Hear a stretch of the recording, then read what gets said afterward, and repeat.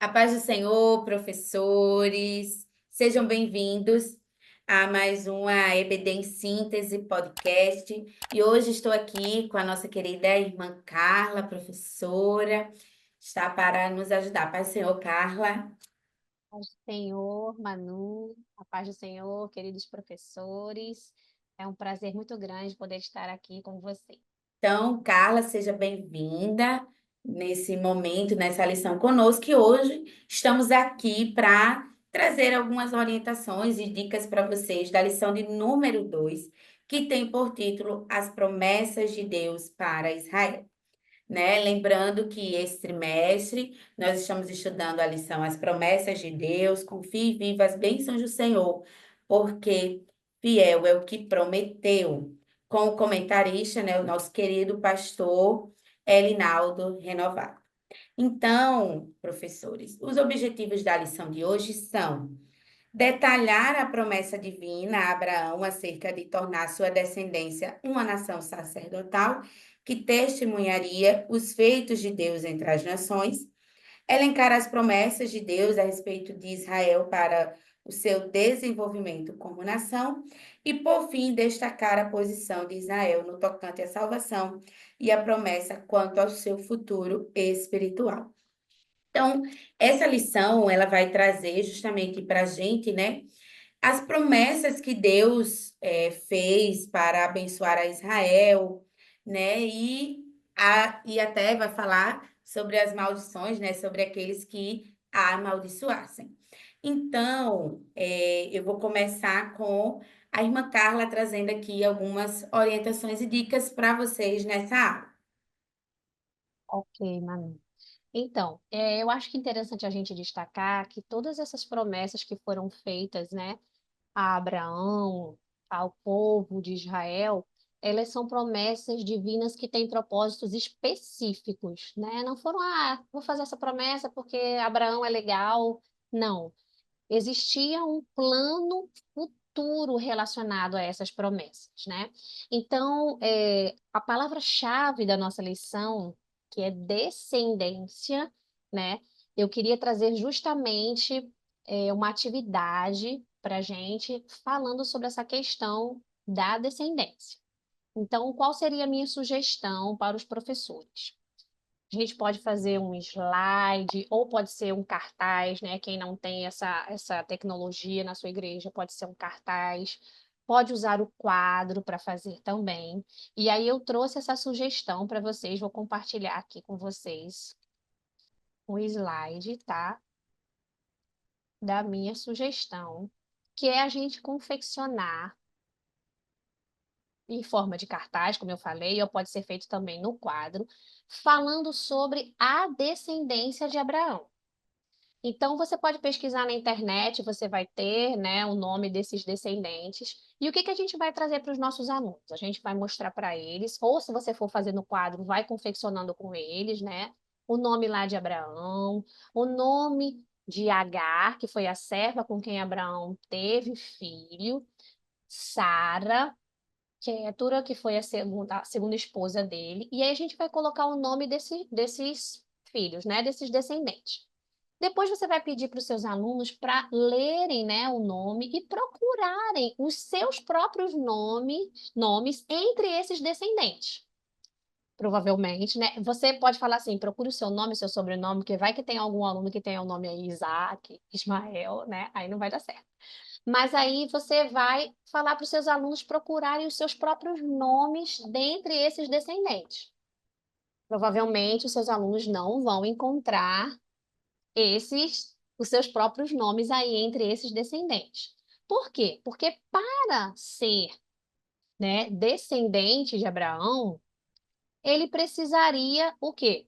Ser judeu de nascimento e precisaria também ser circuncidado. Essas eram as características, né, para ser descendente de, de Abraão, tá? Então, para ser descendente de Abraão, precisaria ser judeu de nascimento e ser circuncidado. Porém, quando, né, dentro do plano de Deus, que ele envia Jesus na sua forma humana para vir ao mundo, morrer por nós como nosso Salvador, né? Toda essa história vai mudar. A partir desse momento, nós vamos sim poder fazer parte dessa nova aliança, vamos poder fazer parte das promessas, dessas bênçãos que foram, né, prometidas a este povo. Nós vamos poder fazer parte dessa família, dessa descendência de Abraão. Porque para fazer parte dessa descendência, né, você não precisa mais ser judeu de nascimento, nem ser circuncidado. Quais são as exigências, né, para que você possa fazer parte dessa descendência? Você vai trazer isso, você pode perguntar para os seus alunos quais são as exigências para que você seja dessa descendência de Abraão. Crer em Jesus Cristo, ser uma nova criatura, ter fé e a circuncisão do coração. Você traga para o seu aluno que isso vai deixar de ser uma marca externa, né? Mas que vai passar a ser algo que precisa estar dentro do seu coração. Então, a partir daí, você pode começar a discutir com seus alunos para que eles possam participar, falar e perguntar como que nós estávamos antes de Cristo? Como eu já falei, nós não fazíamos parte dessa descendência, nós não fazíamos parte dessas promessas, nós estávamos alienados com relação a essas promessas, sem o nosso nome nessa lista de descendentes. Mas a partir de Jesus, né? Porque apesar de estarmos totalmente diferentes antes de Jesus, nós sempre estávamos presentes nos planos de Deus para a nossa salvação. Então, através de Jesus, Deus nos fez novas criaturas, nos fez herdeiros, nos fez, nos concedeu uma herança e uma viva esperança. Enfim, a nossa vida foi totalmente modificada. Então, que vocês possam trazer para os seus alunos essa fala, fazer com que eles cheguem a essas conclusões, de mostrar para eles que, através da vinda de Jesus, nós nos tornamos descendências também de Abraão. Amém, né?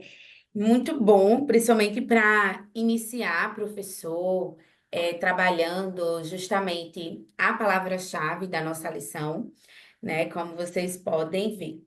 E como sugestão também anterior, vocês podem estar trazendo para os alunos de vocês um desafio, que seria, antes de eles chegarem para a aula, uma maneira que a gente tem de motivá-los a estudar, tudo é dizer que eles têm o desafio para chegarem nessa aula, trazerem um versículo bíblico com uma promessa de Deus para Israel. Isso vai fazer com que eles tenham a curiosidade, né, de pegar ali a lição, de ler e vão listar, trazer. Como a própria lição ela traz, né, essa dica de que você possa enumerar quais são. E aqui a gente vai ver no próprio tópico 1, né, essas três promessas que Deus faz a Israel, mas que você pode estar ouvindo aquelas que os versículos que os seus alunos selecionaram, e até, se for o caso, né, aqueles que buscarem lerem a lição, eles vão poder pegar, porque a lição ela vai trazer bastante referência. Então, você pode estar conferindo junto com ele ali em um dado momento, mas também você pode estar aproveitando para trazer até a leitura aí de Deuteronômio, capítulo 28. E a partir deste capítulo, né, conforme eles forem trazendo essas promessas, você pode listar, né, fazer aí uma listinha com aquilo que eles vão trazendo e escrevendo, seja num quadro, seja numa cartolina, de modo a nos lembrar. Por quê? As promessas que Deus ele fez a Israel vai mostrar a fidelidade divina, né? Vai mostrar a fidelidade de Deus para com o seu povo, com a nação, com o povo que ele escolheu. Que o Senhor, né, cumpriu algumas delas, né? Outras ele ainda irá cumprir, a gente sabe disso, mas que também essas bênçãos elas se estendem a nós. E aqui a gente vai ver nas próximas lições.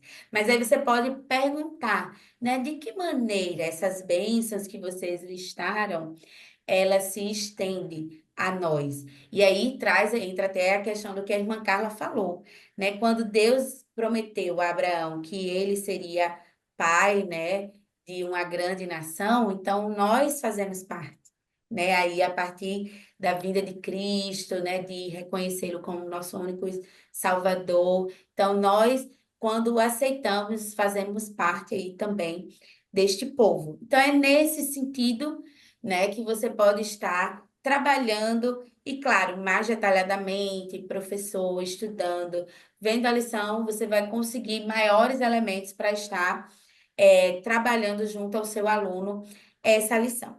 A dica que nós tínhamos para vocês hoje eram essas, né? Esperamos ter contribuído com a sua aula, professor. Carla, suas considerações finais? Bom, Manu, como você já falou, né? Muitas das promessas que foram feitas já foram cumpridas, outras nós estamos aguardando o cumprimento. E aí, como a própria conclusão da nossa lição traz, né, um versículo lá em Isaías 43, no versículo 13, que diz assim, então, é bem interessante que vocês leiam esse versículo com o aluno, com os alunos de vocês, que fala assim: ainda antes que houvesse dia, eu sou, e ninguém há que possa fazer escapar das minhas mãos. Operando eu, quem impedirá? Que você possa frisar com os seus alunos que quando Deus opera, não há ninguém que possa impedir. As promessas do Senhor, elas se cumprem porque o Deus que prometeu é fiel para cumpri-la. Amém, glória a Deus, né? Esperamos, professor, que você faça aí bom uso, adeque a sua realidade, ao seu planejamento, cada uma dessas dinâmicas e deixe o seu comentário, fale para nós como tem sido essa experiência, mas também se você tiver vivenciado outra dinâmica, pode partilhar conosco. Desejamos a todos vocês uma excelente aula, que Deus continue abençoando a vida de cada um de vocês. E desde já, agradecemos a direção da DENEC pela oportunidade e confiança. A paz do Senhor a todas. Paz, Senhor.